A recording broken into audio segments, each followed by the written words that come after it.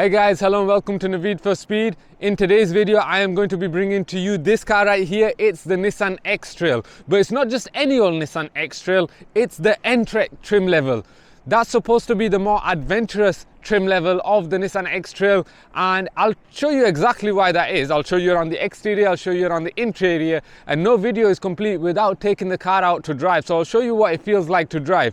Now, if you haven't already seen my Nissan X-Trail N-Trek video, click the button up here and you can see as I show you around the car in a bit more detail. But today is going to be a little bit more about showing you some of the interior features and what it's like to live with, and then I'm going to take it out for a drive here in the countryside. So let me very briefly show you the exterior. So at the front you have this same V-Motion grille that you get in most Nissan vehicles, but except this one comes with this sort of dark color scheme. It looks a bit more mean. You get this sort of body trim at the front here in gunmetal grey, makes the car stand out from your ordinary X-Trail. As we move towards the side of the car, you can see these 18-inch alloy wheels with this unique design that's unique to the X-Trail.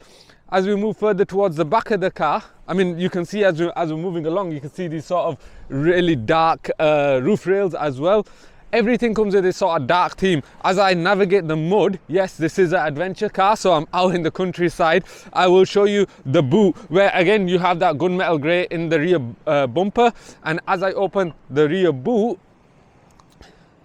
now this is where things get interesting. Let me just throw this out the back. This is where things get interesting because the boot space is dictated based on what version of the car you have. So I have here the 7-seater version, so I only have 475 or roughly 475 litres of boot space, and it's different depending on which version you get. So I've got the ePower, so it's a hybrid version. You can get this with a petrol engine, pure petrol, or a hybrid, and I've got the e-Force version, so it's a 4-wheel drive. It's got 2 motors.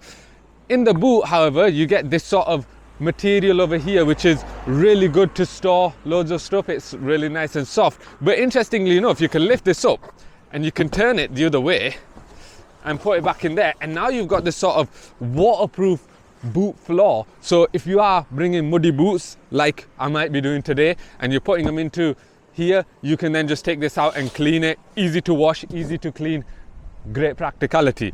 If I just move this to a side for a second, I'll put it down here because it can be cleaned, and then I'll show you the boot here, because if I take this off, which isn't easy, I'm sure I struggled with this last time. There we are. If I take this off and I put this to a side, now you can see there's 2 seats here, and what you do is you grab these levers here and you can lift up these seats. Now, I'm not going to go into too much detail about this rear bench of seats because, like I said, you can watch my other video where I show you a bit more about how much space there is back here. But yes, it's a fully fledged 7-seat SUV, but it's made for that outdoor adventure lifestyle. I'll show you some of the interior features, what makes it the N-Trek, what makes it so suitable for this sort of environment. So what is the interior of the Nissan X-Trail like, and in particular, what is the interior of the N-Trek like, the adventure trim level? Well, to start with, how does this N-Trek differ from the ordinary X-Trail? Well, you start off with these seats. Let's start with these seats, because these seats, you can see this pattern on the seats over here. It's a material that's waterproof. So if you spill some food or if you spill something to drink on here, you can easily wipe it, clean it with some water. A very convenient, very practical, especially if you've got kids in the back that are prone to making a mess. You can clean that very easily. You also get these floor mats as well, which are this sort of plastic material which you can wipe, you can clean, or you can literally just take out of the car and you can hose them down. So it makes cleaning the car a lot easier, a lot more practical, and it means that if you are in an environment like this and your shoes are going to get muddy or you're coming in with muddy clothes, you can sit in the car and don't have to worry about it because later on you can clean it all. So that's mixes that sort of family practicality with that adventure lifestyle, and that's what this N-Trek is all about. But let me tell you a little bit more about the X-Trail in general. So inside, the interior cabin feels a little bit like the Qashqai, but it has its own sort of appeal because of this center console that you get here, this floating center console with the two big cup holders and the drive selector mode. You can also select which sort of terrain you're driving on, or if you want sport mode over here, you can select the drive mode, you can select e-pedal or EV mode. You've got a load of features on this center console, and in this N-Trek model you get a wireless charging pad for your phone, which is really convenient, and you could take that out and wash it and clean it as well. Underneath the center console you have more storage here, which you can't immediately see upon first glance, but it's really good for storing things that you don't necessarily need immediately, but you just want to keep out of sight. It's really useful. I've been storing loads of stuff in there. And if we're talking about storage, I have to mention this storage in here, which is decent size. You can fit a fair few stuff in here, but you've got this extra little area here, which I suppose you could probably use to put some spare change in, so it doesn't get lost in there. Really convenient. And you also get door bins. The door bins aren't the biggest, but you can actually fit decent sized bottles in there. So really quite useful to free up the cup holders in the middle. And to top it all off, you get this glove box, which isn't actually that big, but it's kind of does go a bit deep. So yeah, you can store stuff in there as well. Let me tell you what the rest of the cabin is like. You get this steering wheel here, which isn't too thick, it isn't too thin, feels really nice. Has this stitching inside, which actually feels nice, great to grip whilst you're driving, and it's got a load of these buttons on it. I'll tell you about the buttons shortly. In the middle you get a 12.3 inch infotainment screen, and you get a 12.3 inch screen for the driver display. So what I'm going to do now is I'm going to turn the car on, and I'm going to show you a little bit more of these features. So you got the climate control down here, you got the 12.3 inch screen and infotainment screen, and 12.3 inch driver display. So what I'm going to do to start with is I'm going to show you on the steering wheel how to turn off, let me just get rid of that, how to turn off the driver assist systems which come on by default, the safety system. So if you press this button right here, you can see that it comes up with this shortcut menu, and you can see right at the start it says driver assist custom. If you just click OK on that, I'll do it again. If you just click OK on that, that now turns the driver assist custom mode on, and it means that the car will turn off the sort of speed warning and all this sort of stuff, but you can customize how much you want on. So if you press the button and you go into the shortcut menu, you can scroll down to the custom mode setup, and you can choose exactly what features you want to be on. So emergency lane, advanced lane, you got a speed limit. Oh, it goes off rather quick actually. Speed limit, so for example that's on info only, you can turn it on warning info only, or you can turn it off. You've got, you know, driver attention alert, all this stuff. You can set what your custom mode is, and then whenever you get into the car you simply turn your driver assist custom mode on. You can change a load of stuff using that display as well, but let's talk about this interior, this infotainment screen over here, which is touch screen, and you've got these shortcuts on the side. So that's home, I don't know why I'm clicking home. You've got sat nav as well, rather responsive. I think you can play music. We're in the middle of nowhere, so you haven't really got very good signal around here. Nissan connected services. You haven't got the Google services in this because they're just new to the Qashqai, and I think in the future they probably will come to this car. But yeah, it's really quite convenient to have all this. System information is all here as well. You got, you know, you can go through the menus and you can customize stuff, notifications.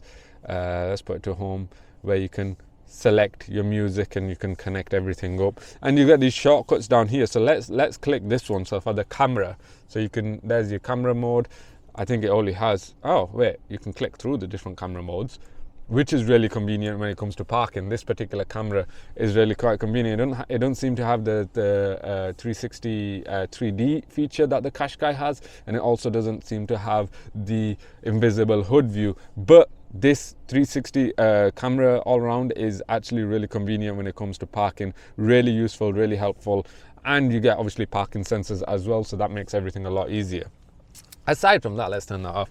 Aside from that, the interior of the X-Trail I think is really well put together. It's a lovely place to be because you get a mixture of materials. There are some scratchy plastics, but there's also some nicer plastics, some leather, and obviously this material in the N-Trek version, which is waterproof. So I think it's supposed to be able to withstand family life and adventure lifestyle. It's supposed to appeal to more people, and I think it's quite convenient for almost everybody everybody. So if you're interested in buying a Qashqai, think about the N-Trek, because I think from the outside, especially from the front, with those extra features on the front bumper, it looks really good, and inside, you know, the practicality is there. So I'll take you out on a drive and I'll show you exactly what it feels like. So I just very quickly wanted to tell you about the rear passenger space in the middle bench. I'm not going to go into too much detail about the third bench because I mentioned that in the previous video, but all you really need to know about the third bench is you get some cup holders, and the middle bench of seats can move forward like so to give the rear passengers more space. So that's really quite convenient. But let's just put this back for a second, because you get loads of leg room. I've got plenty of leg room. I can stretch my feet out under the front seats as well, so it's really quite good. And I've got loads of headroom, no problems with headroom there. And I think you could fit three adults in back here really quite well as well, because in the center you don't really get a traditional transmission tunnel, so you do get a bit of a bump, but it's really good to just put your feet in there, and yeah, you can sit three passengers, three adults in really easily and comfortably. You'll also notice when you look down here, you've got all this sort of settings over here. You get heated seats for the two outer seats, really convenient, and you've got climate control back here and charger ports. So it means that even if you have children or if you've got adults, they can connect their phone, they can be in comfort with the heated seats, and they can also have some privacy, because you can literally lift this up, protect rear passengers from either the sun or give them privacy, which is really quite convenient. You also, if you pull this, you get cup holders over here and this little slot here, which I'm assuming is really good to put your phone, so you could just sort of sit here and watch your phone if you need to. Yeah, I mean, overall, when it comes to sort of family lifestyle, adventure lifestyle, I think this car ticks both of those boxes. So if you're interested in it, I think it should definitely suit most people's needs. Let me take it out to drive and I'll tell you exactly what it feels like to drive, and I'll tell you what sort of fuel economy I got out of this car as well. So what is the Nissan X-Trail N-Trek like to drive? Well, long story short, there's no difference in the driving feel between the N-Trek and the ordinary X-Trail. The differences with the trim level are purely the interior material and the exterior little bits that make this car stand out a little bit more, make it more suited for that adventure lifestyle. But I'll tell you what this car feels like anyway. So first and foremost, if we start with the comfort, because it has this waterproof material, you would think that it's maybe less comfortable, but it's not. It actually feels just as comfortable as if I was sitting on leather seats, and it feels like fake leather anyway. So I would certainly be really glad to have that sort of practicality of being able to clean the seats really well, because it doesn't impact my driving experience that much anyway.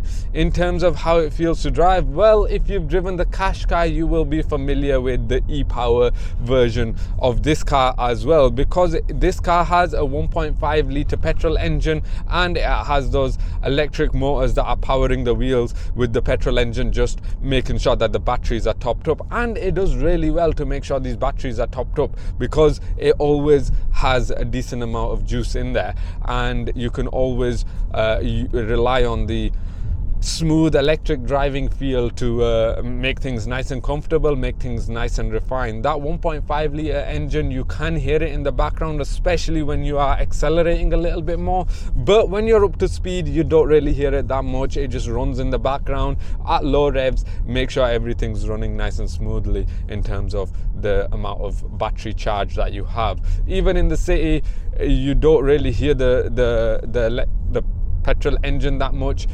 Everything's just nice and smooth. I suppose you can hear the wind noise on the wing mirrors. You can hear that a little bit more. So overall, it's actually quite refined, I think, the driving experience, and it's really quite comfortable. So the seating position is actually really quite good in the X-Trail, because you get loads of adjustability. You can move the seats quite high, you can move them low, you can set them back, forward, you can even change the steering wheel depending on what's comfortable for you. So I think that's really quite convenient. In terms of visibility, great visibility out the front. As with most Nissan vehicles, the A-pillar doesn't intrude your view so much.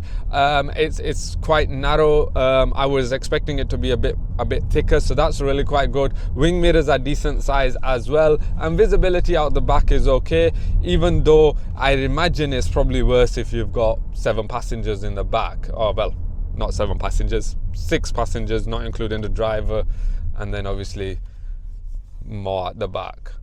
So I think overall this Nissan X-Trail N-Trek is designed for a family lifestyle, but also an adventure lifestyle. You might want to go hiking on the weekends, and you might come back with muddy boots and wet clothes or whatever.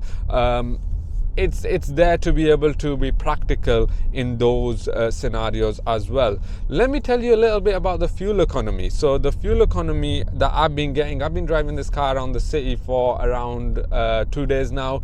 I've driven 85 miles and at an average speed of 90 miles per hour. So I've driven in around 4 hours in total in this car. My average MPG in this car is 36.4 miles per gallon, which is not as good as this car claims to be, but I think because of that electric driving feel, because of that instant acceleration, that sort of torque that you get, I think it's really quite addictive. So you know, getting past a bit of traffic and stuff like that is really easy to do in this car. And I imagine on the motorways it's really great to just accelerate on the slip roads or, you know, overtake. So I think overall this car's MPG might suffer a little bit there, but I'm sure that when you are being economical, maybe if you're driving in eco mode or if you are on the motorway, it's really quite good.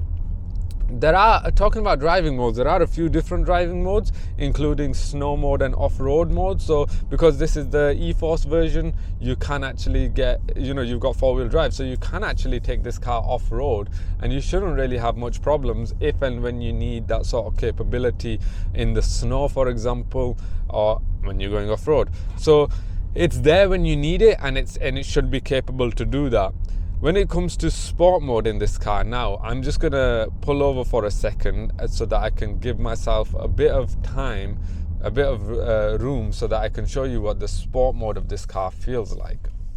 So now let me put the car into sport mode. You simply do that using this dial down here. And now that the car's in sport mode, you start to hear that petrol engine a little bit more. It's still not too intrusive, but you do start to hear it a little bit more. Throttle response is a lot quicker now. As soon as I put my foot, even touch it, it sort of wants to move a little bit quicker. And the steering wheel, let me just check. Yes, the steering wheel has got a little bit heavier, and it seems more direct and more accurate now. In general, the steering wheel is nice and light for when you need it around the city, but other than that, now it's feeling a little bit more enjoyable. And the X-Trail is not a sporty car. It's built more for comfort, it's built for that family lifestyle. But when you get it out here on this country road, even though it's a little bit bumpy, and now I am feeling the bumps a little bit more, maybe because I'm going a bit faster, but it still feels quite refined. It still feels quite comfortable, quite capable. In the turns, there's not a lot of body lean.